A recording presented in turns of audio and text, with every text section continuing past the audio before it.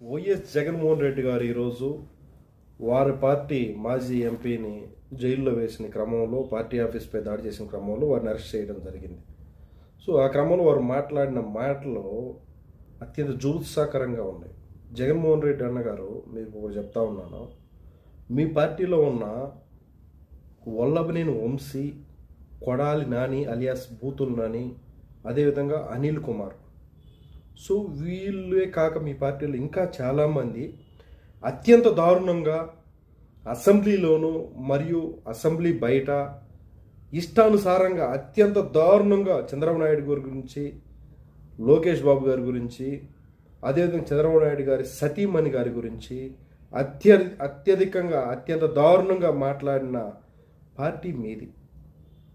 బూతుల గురించి చెప్పుకోవాలి అంటే దానికి పునాది వేసిన పార్టీ మీ పార్టీ, దాని బ్రాండ్ అంబాసిడర్